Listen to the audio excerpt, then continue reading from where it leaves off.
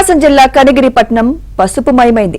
కూటమి అభ్యర్థి ముక్కు ఉగ్ర నరసింహారెడ్డి నామినేషన్ కార్యక్రమానికి వేలాది మంది కార్యకర్తలు తరలివచ్చారు. ఈ సందర్భంగా పట్టణంలో భారీ ర్యాలీ నిర్వహించారు. ఈ ఎన్నికల్లో కూటమిదే విజయమన్నారు ఉగ్ర నరసింహారెడ్డి. జగన్ పాలన అంతమవుతుందని, ప్రజలు కూటమి ప్రభుత్వాన్ని కోరుకుంటున్నారన్నారు.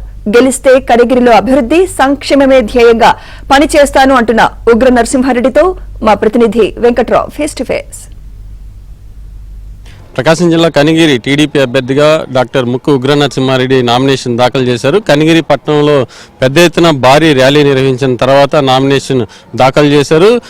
నామినేషన్ సందర్భంగా నిర్వహించిన ర్యాలీతోటి కనిగిరి పట్టణం మొత్తం కూడా పసుమయంగా మారిన పరిస్థితి కనిపిస్తూ ఉంది. దీనికి సంబంధించి మనతో మాట్లాడటానికి టీడీపీ అభ్యర్థి ఉగ్ర నరసింహారెడ్డి గారు ఉన్నారు. సార్, మీరు చెప్పండి, మీరు నామినేషన్ ఈరోజు దాఖలు చేశారు. కనిగిరిలో ప్రధానమైన సమస్యలన్నీ కూడా గతంలో మీరు ఎమ్మెల్యేగా ఉన్నప్పుడు దాదాపు తీర్చారు. ఇటీవల కూడా నారా లోకేష్ యోగాలం పాదయాత్ర చేపట్టినప్పుడు కూడా అనేక హామీలు ఇచ్చారు. ప్రజల నుంచి ఎలాంటి రెస్పాన్స్ ఉంది? ఈరోజు ప్రజాసేవ చేస్తే ప్రజలు గుర్తుంచుకుంటారనే దానికి ఒక నిదర్శనం. ఈరోజు తండోపతండాలుగా 6 మండలాల నుంచి మా కార్యకర్తలు రావడం చూస్తే నాకు ముందు రేపు ఎలక్షన్ సంగతి ఏమో కానీ నా మనసు పూర్తిగా నాకు సంతృప్తిని అనిపించింది.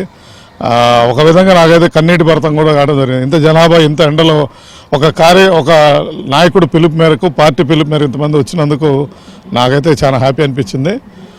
ఆ ఎండల్లో మొత్తం ఎంత దూరం, దాదాపు 2-3 కిలోమీటర్లు కూడా మేము తిరుగుతూ ఉంటే మాతోనే వెనకాల ఎండలో వస్తున్న పసిబిడ్డలు వేసుకొని కొంతమంది చిన్నపిల్లలు, స్కూల్కి వెళ్ళే పిల్లలు కూడా వచ్చి హ్యాండ్స్ విక్టరీ సింబల్ చూపిస్తూ ఉంటే చాలా ఆనందం వేసింది.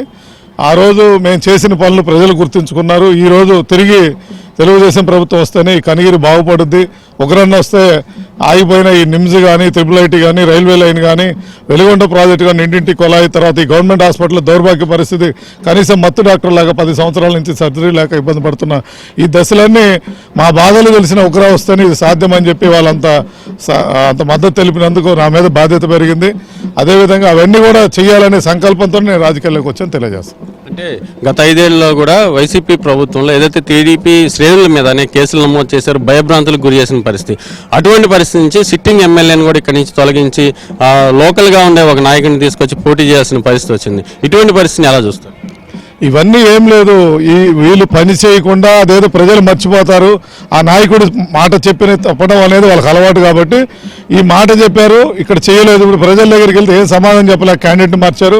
ఇప్పుడు కొత్త క్యాండిడేట్ ఇచ్చి ఏ క్యాండిడేట్ ఇచ్చినా ఆ ప్రభుత్వాన్ని ప్రశ్నిస్తారు, కానీ అది ఒక వ్యక్తి చేసే పని కాదు. నేను గతంలో పనిచేశానంటే ప్రభుత్వం సహకరిస్తే ఇక్కడ సమస్యలు మేము ముఖ్యమంత్రి గారు చెబుతాం, ముఖ్యమంత్రి గారు ఆ సమస్యలు తీర్చాలి. మేము వారదే తప్ప ఎమ్మెల్యే అనేది ప్రభుత్వానికి ప్రజల మధ్య వారధి. ఆ వారధి బ్రిడ్జి సరిగ్గా ఆ వారధి ఫెయిల్యూర్ అయ్యారు, ఆ ప్రభుత్వం ఫెయిల్ అయింది కాబట్టి వాళ్ళిద్దరు తొలగించడం తెలియదు.